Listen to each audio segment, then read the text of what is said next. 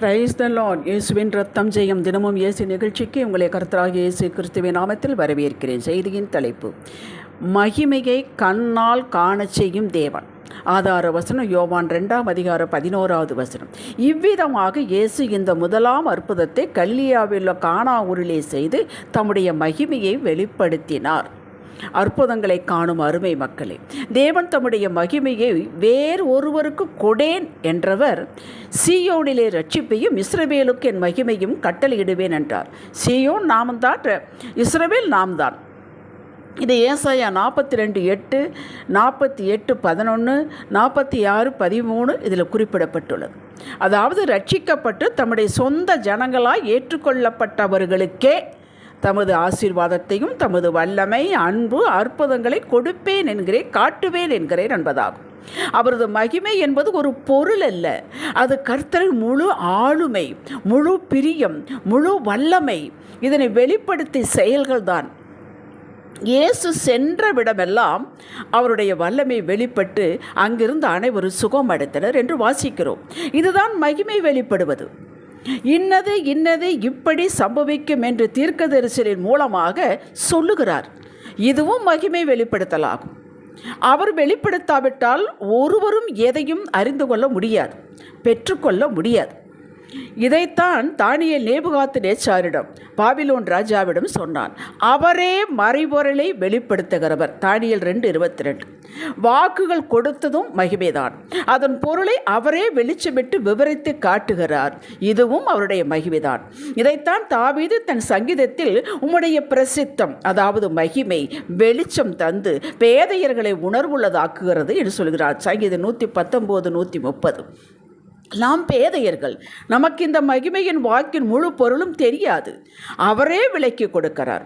ஆக அவரது மகிமை வார்த்தையாய், அதன் விளக்கமாய் வெளிப்படுகிறது. அவரது மகிமை அந்த நேரத்தில் நமக்கு என்ன தேவையோ அதுவாய் வெளிப்படுகிறது. இது அவரது கரிசனத்தை காட்டுகிறது, அன்பை காட்டுகிறது, பொறுப்பை காட்டுகிறது. இஸ்ரவேல் மக்களை எகிப்திலிருந்து புறப்படைப்பெண்ணை வனாந்தர மார்க்கமாய் 40 வருட காலம் அழைத்து வந்தார். 40 நாட்களில் அடைய வேண்டிய இடத்தை இவர்களுடைய அவிசுவாசத்தினாலே அது 40 ஆண்டுகளாக மாறியது நீங்கள் அறிவீர்கள். ஆகினும் இது உங்களுடைய தவறு, நான் ஒன்றும் செய்ய முடியாது என்று மன்னாவை அவர் நிறுத்தவில்லை. பகலிலே மேக ஸ்தம்பத்திலும் இரவிலே அக்கினி ஸ்தம்பமாய் தமது மகிமையை வெளிப்படுத்தாமல் இல்லவே இல்லை. இது அவருடைய தயவு, இரக்கம், காருண்யம், அன்பு, இவைகளை மகிமையாய் வெளியரங்கமாய் வெளிப்பட்டது. கானா ஒரு கல்யாணத்திலே அவருடைய தாய் அழைக்க இருக்கிறார்கள், இவரும் அழைக்கப்பட்டிருக்கார், சீசர்களும் இருக்கிறார்கள். அங்கே அந்த ஊர் வழக்க பிரகாரம் திராட்சரசம் பரிமாறுவார்கள். திராட்சரசம் பரிமாறி கொண்டிருக்கும் போது அந்த திருமண வீட்டில் அது குறைந்து விட்டது. உடனே அந்த தாய் தன்னுடைய மகன் இயேசுவிடம் சொல்லுகிறார், அவர்கள் வீட்டில் திராட்சரசம் இல்லை என்று. உடனே இவர் சொல்கிறார், இன்னும் என் வேலை வரவில்லை என்று. அவர்களுக்கு தெரியவர் ஏதாவது செய்வார் என்று. உடனே அந்த அம்மா அங்கே இருக்கிற வேலைக்காரர்களை பார்த்து, அவர் என்ன சொல்கிறாரோ அதன்படி செய்யுங்கள். ஏன் அப்படி சொல்ல வேண்டும்? அவங்களுக்கு தெரியும் உள்ளான உணர்வு. இயேசு இருக்கிற இடத்தில் குறைவு என்று ஒன்று இருக்கக்கூடாது, இருக்காது. குறைவு என்று கேள்விப்பட்டவுடன் அவர் சும்மா இருக்க மாட்டார், ஏதாவது செய்வார் என்று வேலைக்காரரிடம் சொல்லிவிட்டு போய்விட்டார். உடனே அவர் வேலைக்காரர்களை பார்த்து, அங்கு கற்சாடி 6 கற்சாடிகள், இதெல்லாம் உங்களுக்கு தெரியும், அந்த கற்சாடி தண்ணீரால் நிரப்புங்கள் என்று சொன்னார், கட்டளை கொடுத்தார். உடனே அவங்க திராட்சரசை தீர்ந்து போச்சுங்கிறாங்க, இவர் தண்ணியை ஊற்ற சொல்கிறாரே என்று கேட்டுக்கொண்டிருக்கவில்லை. அவர்களுக்கு புரியாவிட்டாலும் பரவாயில்லை, இயேசு சொன்னதுக்கு அப்படியே கீழ்ப்படிந்தார்கள். நிரப்புங்கள் என்று தான் சொன்னார். நீங்கள் வாசித்து பாருங்கள், நிறைய நிரப்பினார்கள் என்று இருக்கிறது. பின் மொண்டு கொடுக்க சொன்னார், அது திராட்சரசமாக மாறியது. எப்பொழுது மாறியது என்று யாருக்கும் தெரியவில்லை. அவர் ஒன்று சொல்லும் பொழுது நாம் அது ஏடாகூடமாக எடுத்துக்கொள்ளக்கூடாது, அசால்ட்டாக எடுத்துக்கொள்ளக்கூடாது, நம்ம லாஜிக்கு ஒத்து வருதா என்று பார்க்கக்கூடாது. சொன்னால் அப்படியே நாம் கீழ்ப்படியும் பொழுது அவர்கள் எப்படி நிரப்பங்கள் என்று சொன்னவுடன் நிறைய நிரப்பினார்களோ மகிமை வெளிப்பட்டது. அப்படி நாம் கீழ்ப்படியும் பொழுது அவருடைய மகிமை நம்ம குடும்பத்திலே, நம்முடைய தனிப்பட்ட வாழ்விலே வெளிப்படும். இதுதான் ரகசியம். கீழ்ப்படிய வேண்டும், அப்படியே கீழ்ப்படிய வேண்டும். இப்பொழுது உடனடி தேவை, இதை நம்மை காட்டில் அவருக்கு தெரியும். நீங்கள் ஒரு உடனடி தேவை, அவசர தேவைக்கு, பாதுகாப்பிற்கு கண்ணீர் விட்டு மன்றாடி ஜெபித்து கொண்டு இருக்கும்போது பார்க்கலாம், அப்புறம் பார்க்கலாம் என்று விடாமல் உடனே தமது மகிமையை விளங்க பண்ணுவார். மத்தேயு 14ஆம் அதிகாரத்தில் வாசித்து பாருங்கள். 3 நாட்கள் ஜனங்கள் அவரோடு இருக்கிறார்கள். ஆண்கள், பெண்கள், குழந்தைகள் எல்லாம் கேட்டுக்கொண்டு இருக்கிறார்கள். தேவ ராஜ்யத்தை பற்றி பிரசங்கம் பண்ணி கொண்டிருக்கிறார். 3 நாட்கள் சாப்பிட ஒன்றுமில்லை. அப்போது சீசர்கள் சொல்கிறார்கள், சாயங்காலம் ஆயிற்று, அனுப்பிவிடுங்கள், அவர்கள் போகட்டும் என்று. அவர் இல்லை, இவர்களுக்கு ஆகாரம் நீங்களே கொடுங்கள் என்கிறார். எங்கிருந்து கொடுப்பது இத்தனை பேருக்கும்? ஒரே ஒரு பையன் 5 அப்பம் 2 மீனை தான் கையில் வச்சிட்டு இருக்கான், கொண்டு வா என்று சொல்லி அவருடைய மகிமை வெளிப்பட்டது என்பதை நீங்கள் அறிவீர்கள். அத்தனை பேரும் சாப்பிட்டார்கள். 5000 புருஷர்கள். அந்த காலத்தில் குழந்தைகளையும் பெண்களையும் கணக்கில் சேர்க்க மாட்டார்கள். மீதி 12 கூட நிறைய வைத்தார். எப்பேற்பட்ட மகிமை அங்கு விளங்கியது. 1 சாமுவேல் 23:26ஆம் அதிகாரத்தில் தாவீதை பிடிப்பதற்கு ஒரு மலையில் ஒரு பக்கம் தாவீது அவருடைய ஆட்கள் இருக்கிறார்கள், அடுத்த பக்கம் சவுல் அவருடைய ஆட்கள் இருக்கிறார்கள். கையெட்டும் தூரம், அந்த கையெட்டும் தூரத்தில் தாவீதை பிடித்து விடலாம், தெரியாது தாவீதுக்கு. ஏன்னா மலையல்லவா, அது தெரியவில்லை அவனுக்கு. ஆனால் கர்த்தர் அறிவாரே, அவர் அறிவாரே, நமக்கு தெரியாமல் இருக்கலாமே. உடனே சவுலுக்கு ஒரு பையன் மூலமாக காதுக்குள்ளே ஒரு செய்தியை சொல்கிறார், பெலிஸ்தியர்கள் படையெடுத்து வைத்து விட்டார்கள் என்று. உடனே அப்படியே போய்விட்டான், திரும்பி போய்விட்டான். கையெட்டும் தூரத்தில் தப்பு வைத்தாரே, மகிமை வெளிப்பட்டது. இன்றைக்கு ஒரு நீதி நியாயம் கிடைக்க வேண்டும், இல்லை என்றால் எதிரி அழித்து விடுவான் என்ற நிலையில் நீங்கள் இருக்கும் பொழுது வேடிக்கை பார்க்க மாட்டார். இதை ஏசாயா 46:13 சொல்கிறார், என் நீதியை சமீபிக்க பண்ணுகிறேன், அது தூரமாயிருப்பதில்லை, என் ரட்சிப்பு தாமதிப்பதில்லை. ஹல்லேலூயா. பாதுகாப்பு, தெய்வீக பாதுகாப்பு என்ற நிர்பந்த இடத்தில் அவரது மகிமை உங்களுக்கு பாதுகாப்பாக வருகிறது. எப்படி தாவீது தப்பு வைத்தார், அப்படி உங்களுக்கே தெரியாது, மாட்டிக்கொண்டது கூட உங்களுக்கு தெரியாது. ஆனால் தப்பு வைத்த பின் தான் நீங்கள் அறிவீர்கள் எவ்வளோ பெரிய இக்கட்டிருந்து நாம் தப்பி வைக்கப்பட்டிருக்கிறோம் என்று. ஒரு சகோதரி எனக்கு சொன்ன சாட்சி, ஒரு இருட்டான வேலையை சாயங்காலம் ஒரு 7 மணிக்கு மேலாகி இருட்டு, ஒரு ஒத்தையடி பாதை, ஏது கரண்ட்டு ஏதும் கிடையாது, கையில் டார்ச் எதுவும் கிடையாது. நடந்து வந்து கொண்டிருக்கும் பொழுது பயம் பிடித்து கொண்டது. இந்த பக்கம் காடு, இந்த பக்கம் காடு. அப்பொழுது மனதிலே வேண்டக்கூட முடியவில்லையாம்.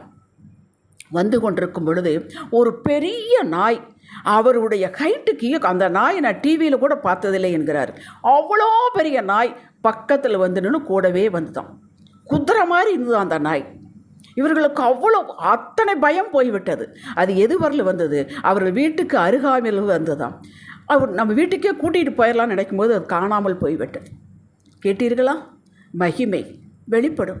நாம் கேட்காமல் இருக்கலாம். நம்ம உள்ளூர பயத்தை அவர் அறிவார், நம்ம உள்ளூர சந்தேகத்தை அவர் அறிவார். இதையெல்லாம் சாதாரணமாக எடுத்துக்கொள்வதால் அவர் தமது மகிமையை தொடர்ந்து நமக்கு அளிப்பதில்லை. இதனால் தான் எல்லாவற்றுக்கும் ஸ்தோத்திரம் செய்யுங்கள். சின்ன காரியம் அது மகிமை வெளிப்பட்டால் ஸ்தோத்திரம் செய்யுங்கள், நன்றி சொல்லுங்கள். இதுவே உங்களை குறித்த தேவனுடைய சித்தமாய் இருக்கிறது என்கிறார் 1 தெசலோனிக்கேயர் 5:18. மகிமை, அற்புதம், அதிசயம் என்ற இந்த பதங்களை பெரிய பெரிய மகா பெரிய காரியங்களைத்தான் நாம் எதிர்பார்க்கிறோம். நமக்கு அவர் செய்யக்கூடிய சின்ன காரியங்கள், அன்றாட தேவைகளை சந்தித்து தமது மகிமையை வெளிப்படுத்துவது நம் கண்களுக்கு தெரிவதில்லை. அவர் உங்களோடு இருக்கிறார், உங்களுக்குள்ளே இருக்கிறார். நீங்கள் அவரை துதிக்கிறீர்கள், ஸ்தோத்திரம் செய்கிறீர்கள், ஒரு இடத்தை ஒரு நேரத்தை தெரிந்து கொண்டு அமர்ந்து ஆராதிக்கிறீர்கள், ஜெபிக்கிறீர்கள். அவரது பிரசன்னம் உங்களை சுற்றிலும் இருக்கிறது. அந்த உங்கள் வீடு முழுவதும் இருக்கும். அதுதான் மகிமை. அது உங்கள் கண்களுக்கு தெரியாது. அது எப்படி வெளிப்படும் என்று சொல்கிறீர்களா? ஆலோசனையாக வெளிப்படும். ஒரு பொருள் காணாமல் விட்டால் அதை எடுத்து தருவார். அது இந்த இடத்துல இருக்கிறது என்று சொல்லுவார். அந்த வழியாகவே எதிரி போனாலும் உங்கள் வீட்டுக்குள் வரமாட்டான். சுகத்தை வெளிப்படுத்தும், பாதுகாப்பை வெளிப்படுத்தும், ஒத்தாசையை வெளிப்படுத்தும், ஆசீர்வாதமாக வெளிப்படும். எது தேவையோ, எப்பொழுது தேவையோ, எவ்வளவு தேவையோ அதை அந்த மகிமைதான் வெளிப்படுத்தும். இப்பொழுது யோசித்து பாருங்கள், நாம் அவரது மகிமையின் பிரசன்னத்துக்குள்ள தான் இருக்கிறோம். நீங்களே அவரது மகிமை, நீங்களே அவரது பலன் என்கிறது வேதம். இதற்கு நாம் செய்ய வேண்டியது சபையில் மட்டும் மகிமை மகிமை என்று ஆர்ப்பரித்தால் மட்டும் போதாது. அவர் உங்களிடம் என்ன எதிர்பார்க்கிறாரோ அதை செய்யும் போது, அந்த குணத்தை பண்பை வெளிப்படுத்தும் போது நீங்கள் அவருக்கு மகிமையை செலுத்துகிறீர்கள்.